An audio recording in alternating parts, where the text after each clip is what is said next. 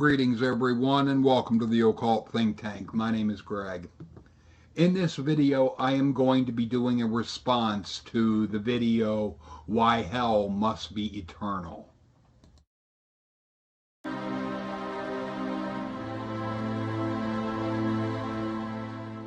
There is at least one main reason why hell must be eternal.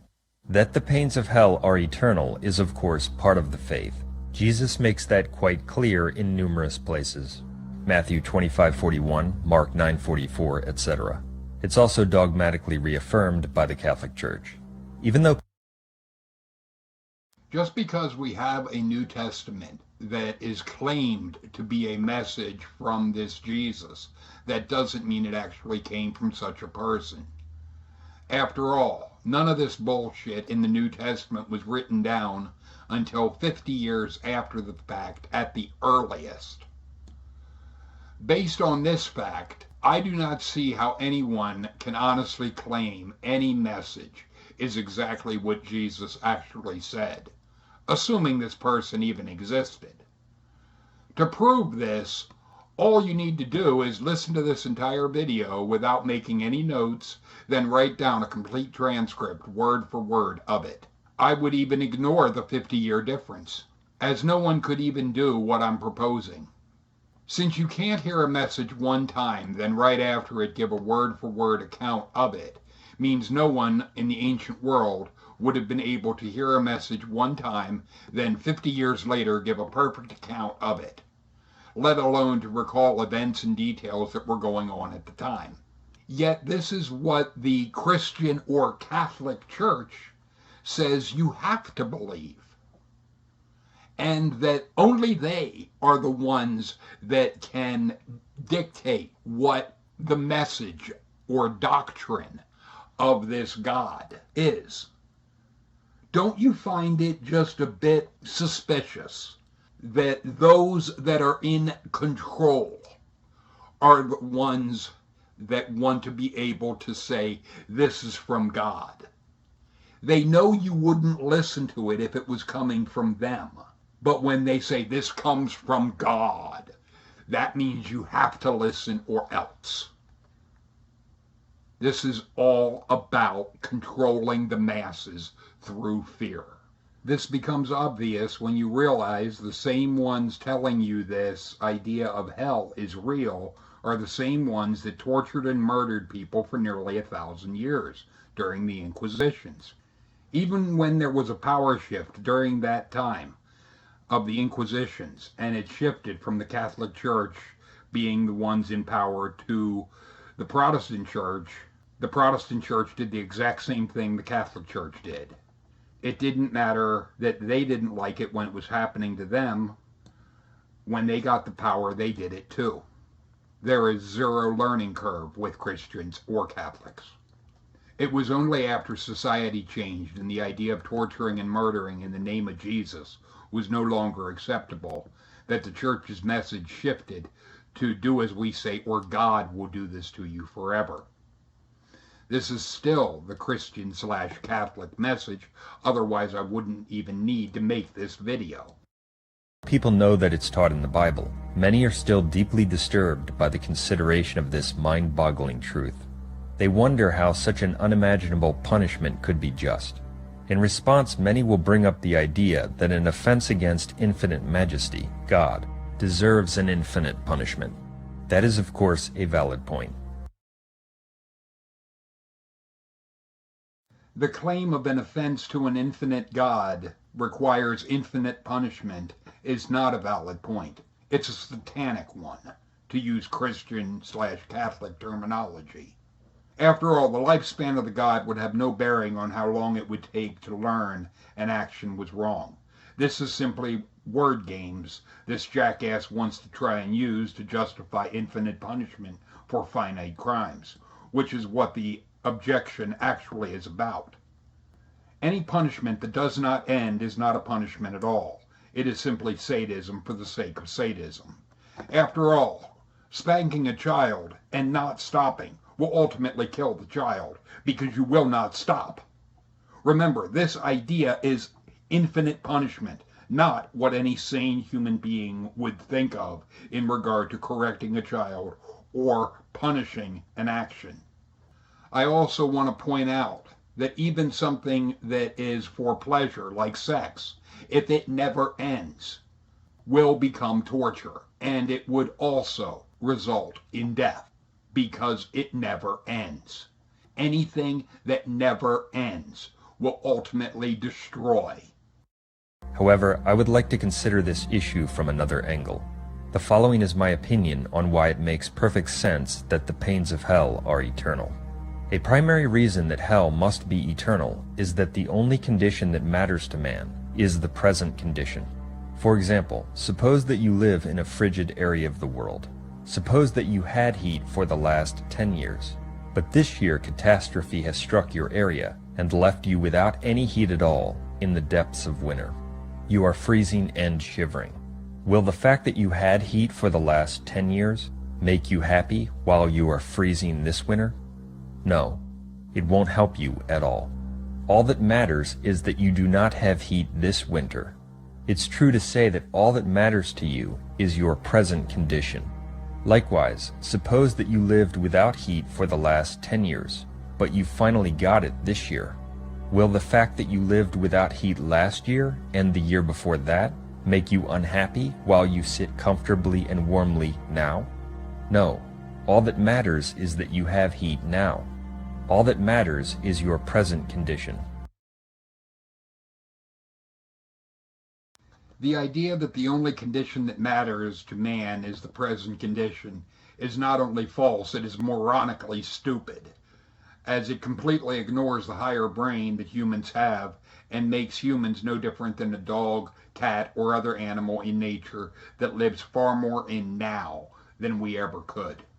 This is why if you leave for work but realize you forgot something and go back in the house, your dog will act like it hasn't seen you in a long time. The dog has no conception of a short time ago. To claim, as this jackass does, that you won't care about freezing temperatures when you're warm is so moronically stupid, I honestly question if this is even real or if he is just trolling. After all, no one could possibly be this much of a goddamn idiot. Oh wait, this is about a religious person. Okay, maybe some could be this much of an idiot, as they think people can hear a message one time, then recall it 50 years later with perfect accuracy. However, to claim people only care about the present moment is acting as if no one has had trauma from an event that happened in their past, or that PTSD is not an actual condition that people suffer from. It wouldn't be if all that humans experience or that matter is the present moment. I would really like this jackass to tell this to an altar boy that was raped by a Catholic priest, that all that matters is the present moment, so since you aren't being raped right now, it shouldn't matter to you. This is offensive. However, to keep this more in line with the stupid analogy he is giving, a few months ago I was homeless and sleeping in the woods. Now I have my own house.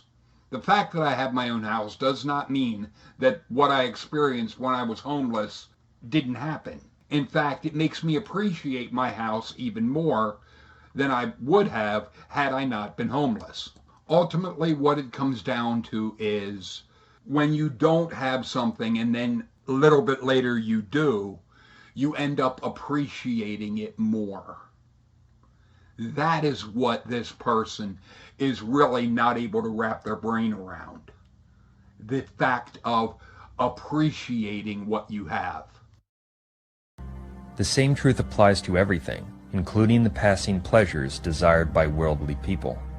It must be pointed out that none of these passing pleasures can bring true and lasting happiness, for man was created for God and can only be fulfilled in Him. But the point we're discussing also remains true when considering such matters.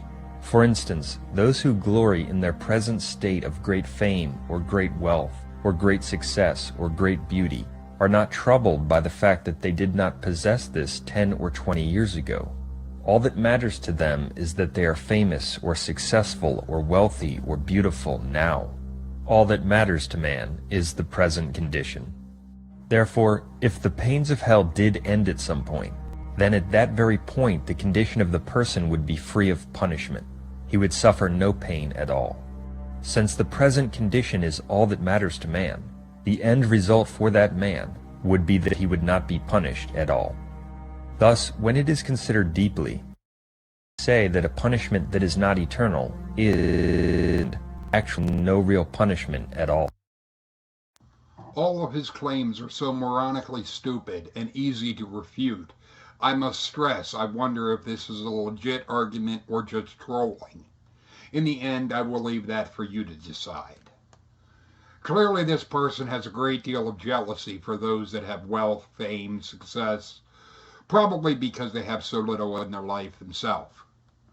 Regarding someone that is wealthy when they hadn't been, or famous when they hadn't been, what this person can't grasp is the idea of appreciating what you have. Probably because they do not appreciate anything in their life, as they are too interested in looking to some fictional afterlife and not valuing what they have in life. This person also doesn't realize that sometimes we have to go through hell to get to heaven. I'm speaking metaphorically, of course. One's hell could be what one has to do in order to go from being overweight and eating unhealthy to being fit and living a healthy life. Yes, the process of getting in shape, losing weight, and changing one's diet can be seen as a type of hell. But once the change is made and they have the beautiful body and healthy life that they desired, the pain is worth it. This doesn't mean that what they went through doesn't matter. It most certainly does matter, because the memory of do to get themselves in shape can help keep them on the new diet and lifestyle to maintain the body they worked so hard to get. Where his claim gets even more offensive is when he claimed that a punishment that ends is not really a punishment at all. He must think people are unable to learn and grow, that all prison sentences must be life in prison or nothing. After all, a punishment that ends is no punishment at all. What this really makes me think of is this scene from Exorcist III. The body of this saintly priest is an instrument. Well, you know my work. But the main thing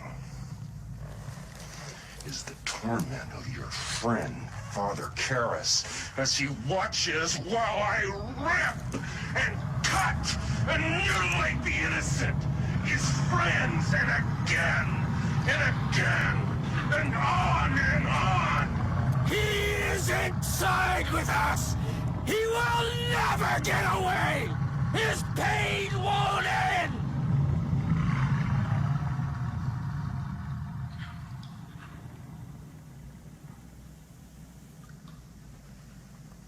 Oh, gracious me.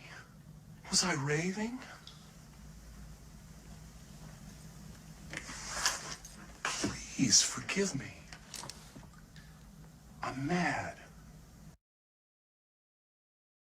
I find it ironic that it was the demon-possessed man that sounded most like the message this Catholic jackass is giving. My message is the absolute opposite. A punishment that does not end is not a punishment. It's simply sadism for the sake of sadism. Yes, we all make mistakes in life. That is how we learn and grow. But if a punishment or suffering never ends, then there is no possibility for growth and change. After all, you can't change or grow if the torture never stops. Life is like a song. There can be high points, low points, fast points, and slow points. If a person's life would only be high points or low points, it would just be noise. The beauty of life is that it isn't just one point. There are multiple points for all of us. Some last a short time, others play out for a longer period. It isn't how long a given point lasts that matters. but in the end, that your life or proverbial song touches other people, because then they can appreciate what you have gone through to bring them the message. Feel free to leave your thoughts and comments in the comment section. Later, people.